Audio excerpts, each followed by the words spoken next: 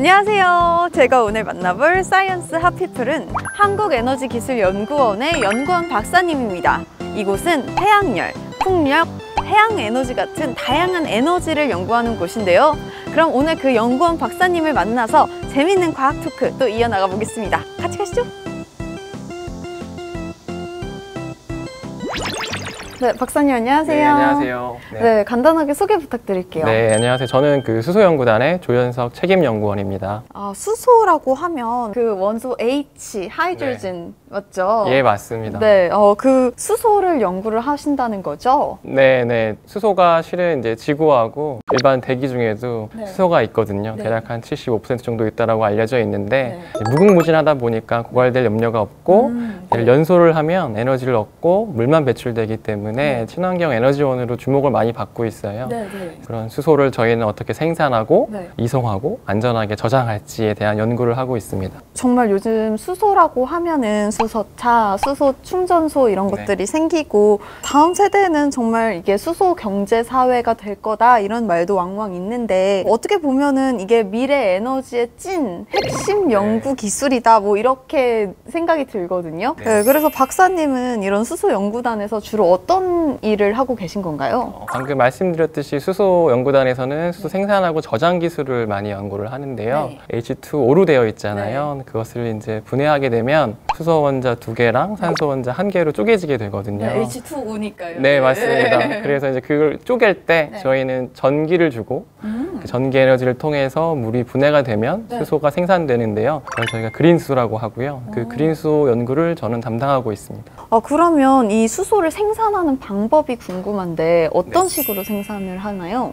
요즘에는 수소를 생산하는 기술을 색으로 구분합니다. 그래서 그레이, 블루, 그린으로 구분을 하거든요. 그린수소 같은 경우가 온실가스 배출이 전 과정에서 1도 발생하지 않는 친환경 기술로 구분을 하고 있죠. 그래서 저희는 그린수소를 개발하려면 온실가스가 배출되지 않는 재생에너지인 태양광, 풍력 같은 거에서 전기를 얻고 저희는 무탄소 전기라고 하고요.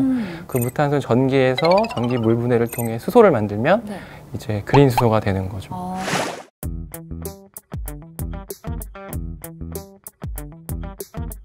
여기 보이시는 이 장비가 저희가 개발한 수전의 스택입니다. 수전의 스택이라는 것은 전기를 받아서 물을 분해하고 수소와 산소를 생산하는 장치고요. 저희가 개발한 장치는 재생에너지, 태양광이나 풍력과 같이 좀 불규칙한 전기를 보내주는 장치와 안정적으로 연결할 수 있게 또한 효율을 최대한 높일 수 있게 개발한 장치가 되겠습니다. 그런 부분에서는 저희가 해외를 선도하는 그런 기술력을 확보하고 있고요. 또 그런 불규칙한 부하가 들어올 때 이슈가 되는 것은 수소하고 산소가 4% 이상의 농도로 섞이게 되면 폭발할 수 있는 위험적인 환경에 처하게 됩니다. 그런 부분을 막고자 저희가 자체 개발한 이런 분리막이라고 하는 기술을 통해서 양쪽에서 발생된 수소와 산소의 그런 섞임을 원천적으로 차단해주고 있습니다. 저희가 개발한 스택 내부에 층층이 분리막을 쌓아서 그런 위험성을 원천 차단하고 있고요. 그 외에도 장치에서 배출될 때 안정적으로 외부로 배기하고 또한 센서로 얼마나 가스들이 섞였는지를 감지하면서 실험을 하기 때문에 여태까지 어떤 그런 위험한 상황에 처해 본 적은 한 번도 없었습니다. 진짜 너무 대단한 기술이라서 깜짝 놀랐습니다. 그러면 당연히 이 부분에 대해서 생각하는 단가, 이 가격적인 측면도 궁금할 수밖에 없는데 어떻게 비용이 드나요? 현재 그 수전의 기술로 수소를 생산하게 되면 1kg당 한 6,000원에서 10,000원 정도로 지금 현재는 생산 단가가 형성이 되어 있고요. 궁극적으로 우리 그 실생활에 스며들기 위해서는 킬로그램당 3,400원 이하로 이제 여기서 킬로그램이 좀 헷갈리실 텐데 수소 1kg이면 수전기차로 서울에서 천안까지 갈 수 있고요. 대략 한 100km 정도 거리라고 보시면 됩니다. 네. 제가 지금 수소차를 예약을 하는 그걸 알아봐야 할 거예요. 정말 너무 싸네요. 네, 맞습니다. 네, 그러면은 그런 수소차 많은 사람들도 이제 많이 이용을 하고 싶어 할 것 같은데 이렇게 좋은 그린 수소를 생산을 하는 기술이 실제 상용화가 되기까지 얼마나 걸리나요? 지금 현재 저희 연구원에서 개발한 거는 실제 이제 상용 전 단계가 되겠죠. 거기까지 저희가 기술 개발을 했고 실은 운이 좋게도 저희가 이 개발한 기술을 수요 기업에 기술 이전을 했어요. 그래서 실은 이제 소형 수소 충전소 같은 경우는 한 메가와트 스케일 정도 규모면 되는데 그 메가와트 규모까지 스케일업하는 기술을 함께 기술 개발을 하고 있어서 빠르면 25년, 늦어도 30년까지는 저희가 기술 개발을 할 수 있을 거라고 자신하고 있습니다. 네, 그럼 이제 박사님, 과학기술정보통신부에서 탄소 중립 사회를 위한 10대 기술로 수소를 포함을 해서 태양광, 풍력, 바이오, CCUS 뭐 이런 것들을 선정을 했다고 해요. 네. 박사님이 이렇게 생각을 하시기에 10대 기술 중에 가장 중요한 거 딱 세 가지를 꼽는다면 어떤 게 있을까요? 세 가지를 꼽아야 되는 거죠. 네네. 제가 수소를 해서는 아니고요. 저는 1순위로 이제 수소를 꼽고 싶어요. 네. 그 이유는 다른 기술에는 경제라는 용어가 붙지 않거든요. 네네. 근데 수소에는 수소 경제라는 말이 붙어요. 네. 그 이유는 수소의 기술은 생산, 저장, 이송, 활용 전 가치사슬 전반에 걸쳐서 네네. 있는 생태계거든요. 아. 어떤 인류의 삶 전반적인 변화, 근본적인 변화를 줄 수 있는 기술이기 때문에 네. 그래서 탄소 중립에는 가장 중요한 기술이라고 제가 삼았고요. 2순위는 태양광하고 풍력 같은 재생에너지를 꼽을 수 있을 것 같아요. 네.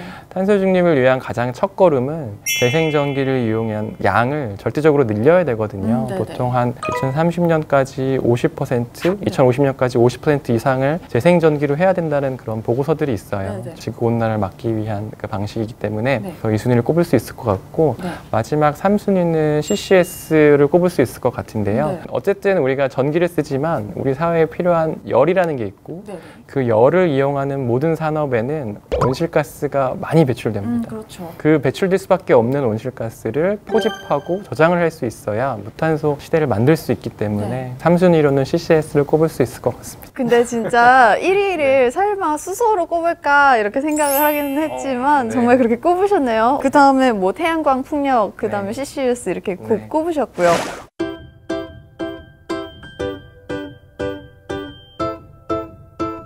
네, 그 탄소 중립을 하기 위해서는 온실가스 배출되는 그 어떤 양의 순 배출량 값을 제로로 만들어야 됩니다. 그렇게 하기 위해서는 크게 두 가지가 필요하고요. 처음 필요한 것은 재생전기나 수소를 이용해서 연료전지로 전기를 만드는 고탄소 전기를 생산할 수 있어야 되고, 두 번째로 그 외에 철강, 시멘트, 발전 산업에서 배출될 수밖에 없는 온실가스를 잘 포집할 수 있는 기술이 필요합니다. 그 두 가지 기술이 필요한데 그 가장 핵심이 되는 매개체가 그린수소 기술이라고 할 수가 있겠습니다. 왜냐하면 그린수소를 재생에너지하고 연계해서 수소를 만들게 되면 온실가스가 배출되지 않고, 그렇게 만들어진 그린수소는 열에너지 혹은 전기에너지로 다양하게 변환을 시켜 사용할 수가 있기 때문에 탄소 중립 관점에서 첫걸음이 되겠고, 또한 포집된 이산화탄소와 온실가스를 그린수소하고 반응을 시키면 저희가 사용할 수 있는 합성 천연가스, 합성 메탄올 등과 같이 유용한 케미컬로 변환시켜 사용할 수가 있습니다. 그래서 그 탄소 중립을 이루기 위해서는 단순히 한 분야가 아닌 모든 산업 전반 분야에 대해 파생력이 필요한데, 그 가장 첫 걸음이 그린수소의 생산이라고 보시면 되겠습니다. 현재 사실상 수소연구단의 그린수소 원천 기술이 세계 최고 수준이라서 글로벌 수소 연구 그리고 산업 분야를 선도를 하고 있을 것 같다, 이런 생각이 들어요. 네. 실제로 어떻게 진행이 되고 있나요? 실제로 이제 수소 관련 연구는 2000년 초반에 수소 활용 기술인 연료전지를 중심으로 기술 개발이 이루어졌고요. 네. 그 당시에는 이제 미국과 일본과 같이 이제 해외 선도국이 시장과 기술을 리딩을 하고 있었는데, 우리나라는 그 당시 이제 원천 기술 개발에 대한 투자를 좀 많이 하면서 네. 현재는 연료전지 기술은 우리나라가 세계 시장을 선도하고 있습니다. 그런 측면에서 2015년부터는 수소 연구단이 결성이 됐고, 그린수소 같은 경우는 아직은 노력을 하고 있는 단계라고 보시면 되고요. 정부에서 수소경제 로드맵이라는 것을 2019년 1월에 발표를 했어요. 네네네. 그 부분에서 목표로 하고 있는 것이 수소 충전소, 네. 생산, 저장 모든 기술 분야 인프라를 네네. 점차적으로 확대하고자 하고 있기 때문에 그 부분에 저희가 이바지하고자 열심히 노력을 하고 있습니다. 그러면 이 수소 에너지를 우리가 대중적으로 쓸 수 있는 그런 수소 경제 사회가 곧 이루어질 수도 있다, 이렇게 받아들여도 되는 걸까요? 네, 맞습니다. 근데 물어보시는 것처럼 당장 내일 급진적으로 변화가 되고 우리 삶에 스며들 거라고 생각은 안 하고요. 네네네. 저는 이제 점진적으로 살며시 녹아든다라는 표현을 하고 싶은데요. 네. 그렇게 하기 위해서는 아까 말씀드린 수소 활용 기술은 이미 어느 정도 우리가 선도를 하고 있고, 수소 생산과 저장 관련 분야에 인프라 기술이 필요한데요. 네. 그린수소 생산을 대량으로 할 수 있는지, 어떻게 안정적으로 저장을 할 수 있는, 보통 저장하는 기술은 액화수소나 암모니아와 같은 기술을 많이 활용을 하고 있는데, 그 부분을 개발하는 것이 가장 큰 목표가 되겠습니다. 아, 네.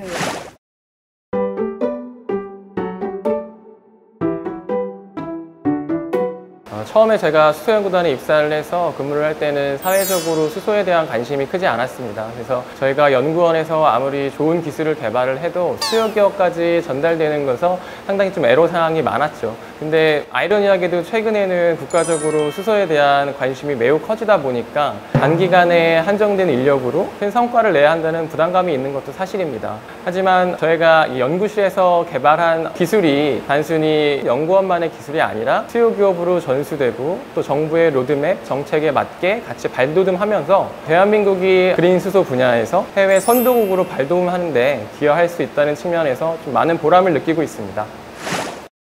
제가 사실 이렇게 피플 인 사이언스를 찍다 보면 많은 과학자분들을 만나잖아요. 그러면은 그분 다 각각의 분야에서 과학자 이 길을 가야겠다라고 선택을 한 이유가 있더라고요.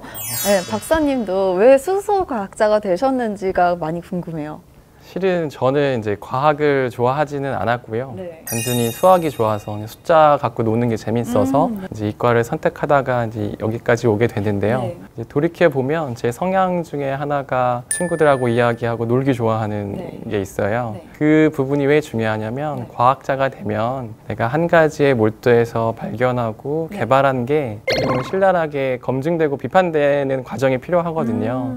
그런 확인할 수 있는 과정이 필요한데 네. 그러려면 많은 분야에 있는 다른 사람들에게 내 기술을 설명하고 오픈하고 이해시키고 검증받는 네. 그런 과정이 지나고 보니 매우 중요하더라고요. 그런 성향이 저를 여기까지 이끈 게 아닌가 생각이 들고 네. 그리고 제가 어렸을 때 나름 나는 커서 뭐가 될까 생각할 때 내가 할 수 있는 잘하는 일이 네. 사회에 직접적으로 좀 기여가 되면 좋겠다라는 생각을 했고 그게 그냥 어떻게 보면 단순하게 제 눈에 보였던 것은 과학자나 공학자가 할 수 있는 일은 사람들의 어떤 삶을 변화시키는데 직접적인 영향을 끼친다는 생각에 진로를 선택했던 것 같습니다. 네. 사실 저도 어렸을 때 저는 향수에 관심이 많았어서 조향사가 되고 싶었거든요. 네. 근데 그럼 화학 공부를 해야 한다는 거예요. 네. 그래서 포기했어요. 이렇게 저처럼 어릴 때 과학과 근접해 있는 아니면 과학자를 꿈꾸는 피플 인 사이언스를 보는 시청자분들이 계실 것 같은데요. 그 앞으로의 과학도들에게 한마디 해주신다면?